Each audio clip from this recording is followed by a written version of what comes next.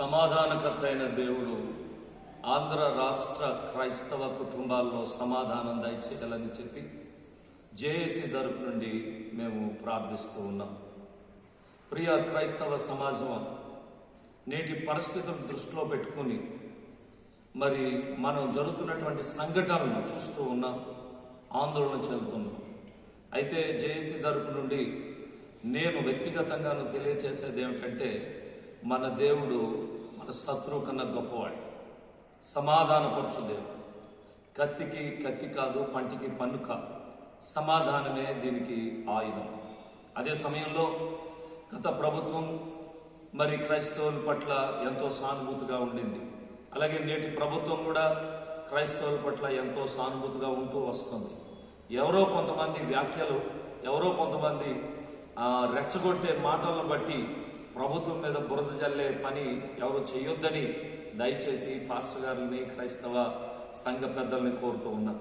అలాగే పాస్టర్ ప్రవీణ్ పగడాల గారి యొక్క మరి ఈ మరణం, మిస్టీరియస్ డెత్, ఈ మిస్టరీని పోలీసులే ఛేదించాలి. వారి యొక్క ఇన్వెస్టిగేషన్ పూర్తయ్యే వరకు కూడా క్రైస్తవ సమాజం మన పోలీసు వ్యవస్థ మీద ఉన్నటువంటి మన నమ్మకాన్ని బట్టి, మన గవర్నమెంట్ మీద ఉన్నటువంటి మన యొక్క నమ్మకాన్ని బట్టి మనం వేచి చూడాలని చెప్పి ప్రభుత్వంతో కోరుతున్నాను. ఎవరు ఎటువంటి అల్లర్లకు పాల్పడకుండా సమాధానంగా, శాంతియుతంగా ఈ జరిగేటటువంటి పరిణామాలను చూస్తూ, ఒకవేళ ఇది హత్య అయినప్పుడు మనం దాన్ని శాంతియుతంగానే ప్రొటెస్ట్ చేద్దాం. ఎవరు దీన్ని కారకులైనా కూడా చట్టం ఏది కూడా, ఎవరు కూడా చట్టానికి అతీతులు కాదు. చట్టం తన పని తను కరెక్ట్గా చేయాలని కోరుకుంటూ ఉన్నాం.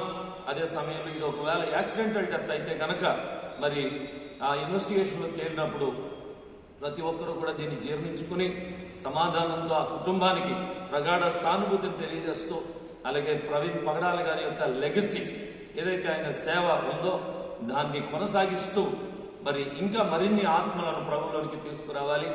కాబట్టి ఈ విషయంలో జేఏసీ తరపు నుండి మేమంతా కూడా ప్రవీణ్ పగడాల గారి కుటుంబానికి ప్రగాఢ సానుభూతిని తెలియజేస్తున్నాం. అలాగే ఆంధ్ర రాష్ట్ర మరి పోలీస్ శాఖను మేము అర్థిస్తున్నది ఏంటంటే, అయ్యా చేతులు జోడించి పక్షపాతంగా కాకుండా నిష్పక్షపాతంగా, పోలీసుల మీద మాకున్నటువంటి నమ్మకాన్ని బట్టి నిష్పక్షపాతంగా ఈ కేసుని మీరు డీల్ చేస్తున్నారని మేము నమ్ముతున్నాం. ఆ విధంగా మంచి పనులు చేయండి. అలాగే పోస్ట్ మార్టం రిపోర్ట్ వచ్చే వరకు కూడా ప్రతి ఒక్కరూ వేచి ఉండాలి.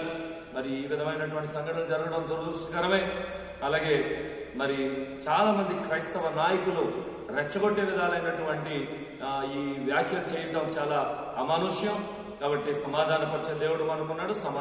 సమాధానంగానే ఉందాం, దేవుడి సేవకులుగా వేచి ఉందాం. మనం పగ తీర్చుకుంటే అది కొంతే ఉంటుంది, కానీ దేవునికి దాన్ని అప్పగించినప్పుడు మరి ఆయన కార్యం చేస్తాడు. కాబట్టి ఈ దేశాన్ని దేవుడు రక్షించాలి. మన దేశాన్ని, మన భారతదేశాన్ని, ముఖ్యంగా మన ఆంధ్ర రాష్ట్రంలో ఉన్నటువంటి ఈ యొక్క క్రైస్తవ సమాజాన్ని దేవుడు కాపాడాలి. అలాగే అనేక మందిని దేవుడు రక్షణలోకి తీసుకురావాలని కోరుకుందాం. దయతో ప్రతి ఒక్కరూ సాధ్యంగా, సమాధానయుతంగా